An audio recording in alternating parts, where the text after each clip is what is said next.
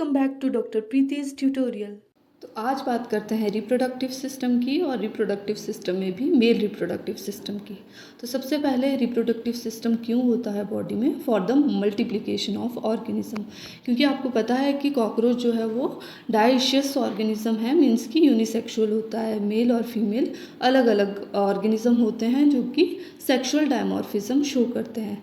इसके अलावा मैंने जब कैरेक्टर्स बताए थे तो उसमें मैंने बताया था कि जो फीमेल है उसका एब्डोमेन ब्रॉड होता है और उसमें ब्रूड पाउच प्रेजेंट होता है, और जो मेल होता है वहाँ पर एनल स्टाइल्स प्रेजेंट होती है। तो अब बात करते हैं डिटेल में इन स्ट्रक्चर्स की। तो फर्स्ट जो है वो है टेस्टिस।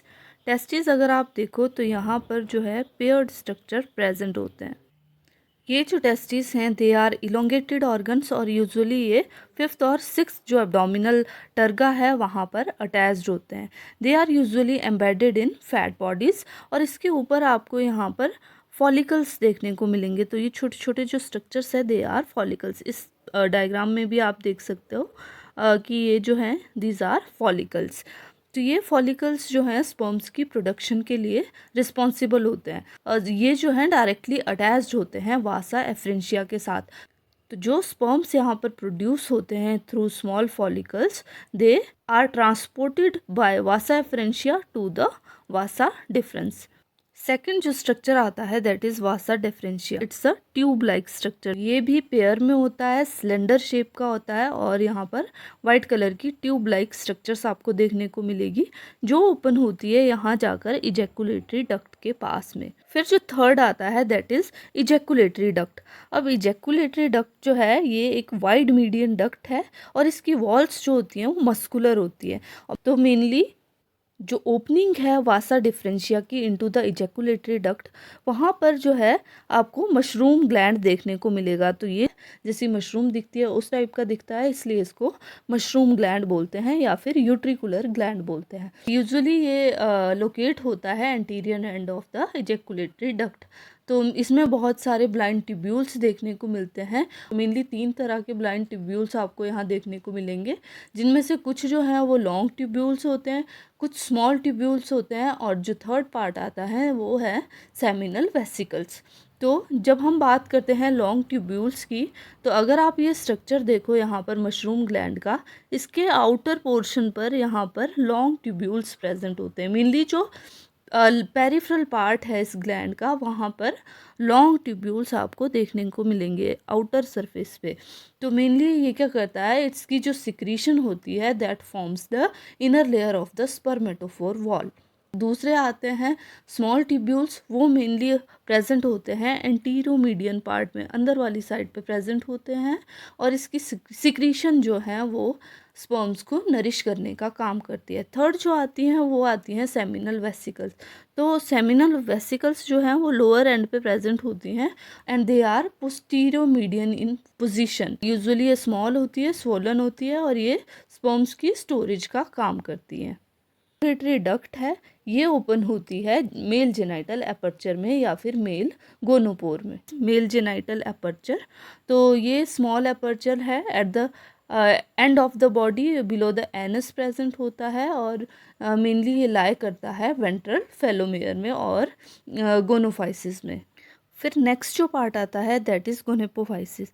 तो गोनेपोफाइसिस को फेलोमियर भी बोलते हैं और जो गोनेपोफाइसिस है it is formed by the 3 irregular chitinous processes. तो ये मेनली जो मेल जेनाइटल पोर है उसके अराउंड प्रेजेंट होता है। यहाँ पर मेल जेनाइटल पोर है वहाँ पर आपको फेलोमियर्स या फिर गोनेपोफाइसिस देखने को मिलेंगे।